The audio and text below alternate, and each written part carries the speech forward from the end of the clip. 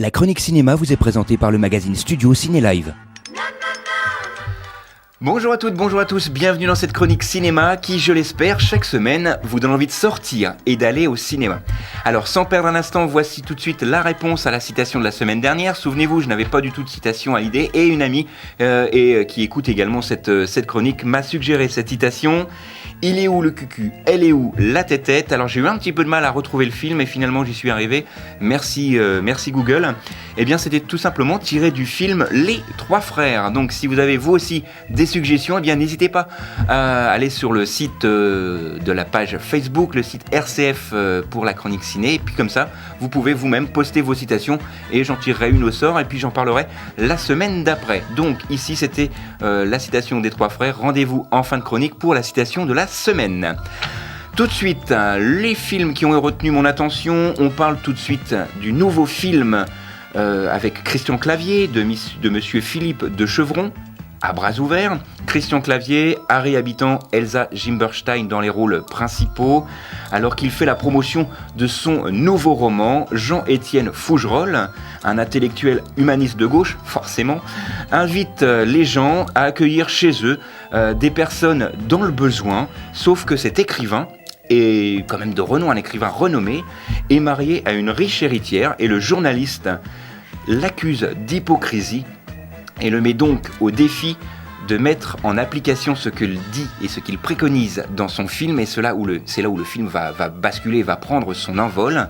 Alors on surfe un petit peu sur le film qui avait fait le succès justement de Christian Clavier, même s'il n'en avait pas besoin, avec Qu'est-ce qu'on a fait au bon Dieu, un film qui a récolté plus de 12 millions d'entrées. On surfe un petit peu sur le même genre. Alors mon seul problème dans ce film, même si le film reste de qualité, c'est Christian Clavier, parce que pour moi il joue vraiment toujours de la même façon, il a toujours un peu les mêmes intonations, mais voilà, c'est un film drôle où on retrouve de bonnes blagues complètement différentes effectivement du film dont j'ai parlé il y a quelques instants, Qu'est-ce qu'on a fait au bon Dieu. Si vous avez aimé ce film, allez le voir, ce n'est pas du tout une suite, c'est vraiment un film dans un registre différent.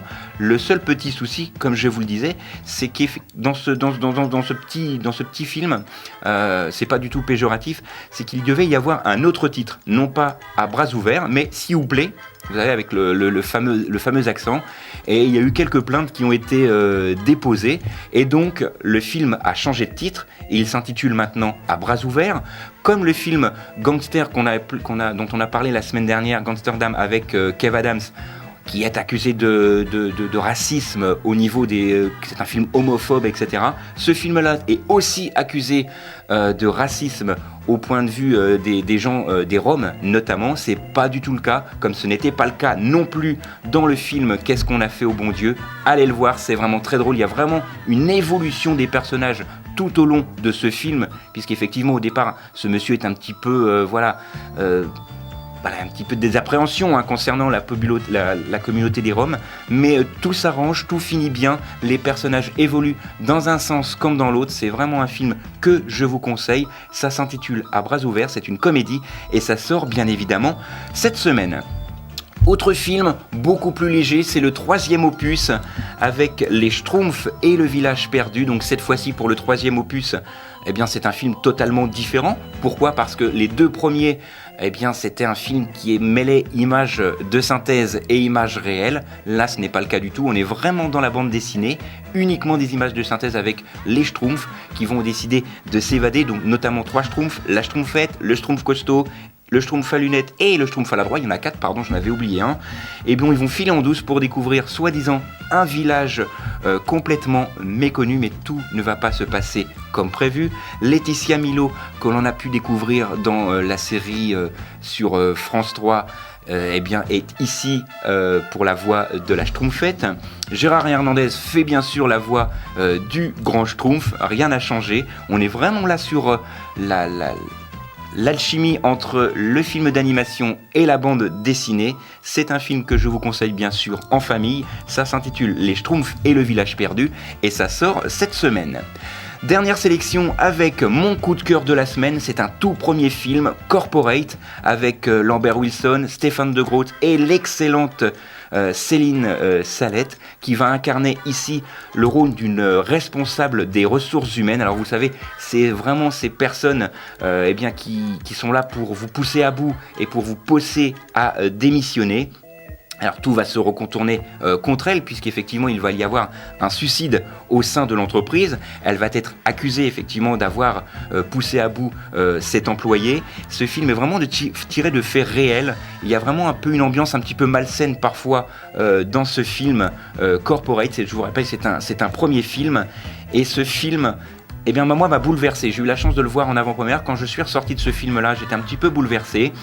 J'aurais aimé même qu'il soit un peu plus long. Il fait 1h35. C'est mon coup de cœur de la semaine. Allez-y, vous en sortirez comme moi, bouleversé. C'est un film qui sort justement un petit peu au moment des élections. Alors je ne sais pas si c'est un rapport, mais en tous les cas, c'est un film qui est vraiment pertinent. Corporate, ça sort cette semaine et bien sûr c'est mon coup de cœur de la semaine, donc n'hésitez pas à vous rendre dans votre cinéma habituel pour le découvrir. La citation de la semaine, la voici. Alors c'est très simple, il vous suffit de trouver le film et bien sûr la réponse comme chaque semaine c'est la semaine d'après. On est là comme deux cons à attendre qu'un insomniaque aille se coucher. Il n'y a pas comme un défaut dans l'énoncé ? De quel film est tirée cette citation ? Pour la petite indice, je crois qu'il y a eu 3 opus de ce film, dont des films réalisés ou produits par monsieur Luc Besson. Donc je pense que je vous ai donné un gros indice ici.